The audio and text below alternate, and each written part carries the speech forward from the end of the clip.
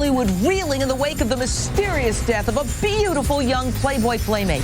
Cassandra Lynn Hensley, seen here in Twitter photos, was visiting a friend in Marina Del Rey, California 1 minute, and then all of a sudden this stunning Miss February 2006 is dead. The 34-year-old's body was found early in the morning, reportedly floating in a bathtub. What happened in the hours leading up to her tragic death? Straight out to my senior producer, Celine Darkle-Stanian. I understand you got off the phone just seconds ago with cops. What are your sources telling you tonight? That's right, Jane. I just got off with the cops. They are waiting to determine her cause of death. They're waiting for the toxicology results from the coroner. There is no evidence of foul play. They don't have anybody in custody, but at the same time, drugs were not found at the scene. So it is a mystery. What happened to this woman? Why was she in Los Angeles? What occurred to her to be found dead? And there are a lot of questions that are unanswered at this point. Well, I have to say, having lived in Marina Del Rey for 18 years and knowing that area inside and out, it's a very safe area. And so we can eliminate that, I think, right off the bat. She was a budding star with thousands of Twitter followers. One of the most recent and eerie horoscopes posted on her Twitter page came as news of her death broke. And this Twitter said, quote, "Unspoken obligations prevent you from doing what you wish today." That's really odd, given that she then turned up dead. Here she is holding up a Metropolitan Nights magazine where she just did a photo spread. And in that photo spread and interview, she said there is life after Playboy. Remember, she was a Playboy playmate in 2006. Now, Cassandra was from Virginia, but she was visiting the Hollywood area and staying with friends in Marina Del Rey. And she was very upbeat about her future, advising young would-be models to be classy, not slutty, no signs of depression. Okay, her last tweet was 3 days ago, and that tweet said, "I just got into a tanning bed, and it's spraying some kind of liquid on my boobs." So that was kind of a fun little tweet. Ashley Merchant, criminal defense attorney. It's an utter mystery. She's a healthy 34-year-old woman. Boom. I mean, if you think about it, there's no drugs involved is what the police are saying. They're saying that she was happy, she wasn't depressed. So what does that leave you with? I wonder who the friends are that she was staying with. And I'm certainly not pointing any fingers, but the next step would be, was there some violence in her life? Was there something happening that with a lover, a jilted lover, or something like that that maybe caused her death? Well, I understand, though, that authorities are saying no signs of foul play. How can they be so sure, Brian Claypool? Yeah.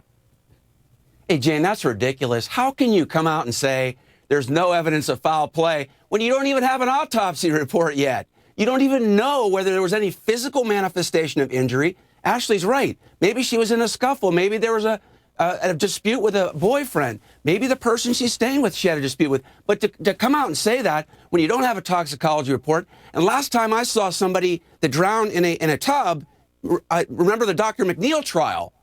That turned out to be a murder as well. So I think it's premature. They're going to have to investigate this as possible foul play. Yeah, well, we're going to get to that in a second. You're looking at Marina Del Rey, California, right there on the beach, and that's a very beautiful area. She's a beautiful woman, found dead just floating in the pool. And I want to bring in Dr. Lawrence Kobylsky, famed forensic scientist. Now, Dr. Kobe, the autopsy on Playboy's Miss February 2006 was done on Thursday, but the determination of the cause of death has been deferred until toxicology testing is completed. Your analysis at this point, Dr. Kobe. Well, I think the autopsy really first has to eliminate the possibility that there was some sort of trauma to the body. And once that is ruled out, then the question becomes, did she die perhaps of sudden natural death? For example, cardiac arrest. That's unlikely because of her youth. She's 34 years old, in good shape. So I think the next possibility is acute drug intoxication or poisoning. And just because they found no drugs doesn't mean she didn't have drugs in her system. And, in fact, there could even be a combination of drugs and alcohol, and that is exactly what they will screen for in the toxicology report. I think what's interesting to everybody is to know whether she became unconscious as a result of perhaps drugs and then immersed in the water and then drowned. Was she alive when she went under the water, or was or not? And I think that hopefully will come out from the autopsy.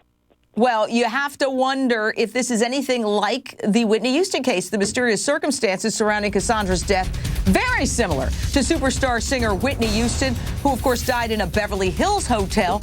The I Will Always Love You singer's body was also found in the bathtub. The official cause of death was accidental drowning with cocaine and heart disease as contributing factors. Cocaine was something Whitney Houston admitted to struggling with in an interview with ABC 10 years before she died. Is it alcohol? Is it marijuana? Is it cocaine? Is it pills? It has been. At times. All? At times. If you had to name the devil for you, the biggest devil among them? That would be me. All right, again, Whitney Houston found in the tub, Cassandra reportedly floating in the bathtub as well. Got to go back to Celine Darkle-Standy, our senior producer. What did cops say about the possibility of drugs?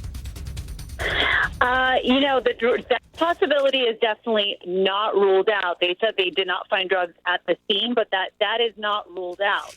That is about all they told me this morning. I'm sure we'll find out more once the toxicology results come in.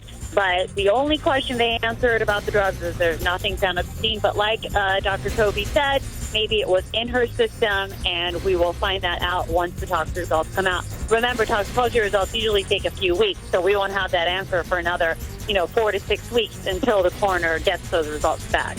On the other side, wouldn't those around her know if she was using drugs and or drinking or a combination of both? And is there any similarity to the Anna Nicole Smith case, also a former Playboy playmate who tragically died? Stay right there. We'll be right back with your calls.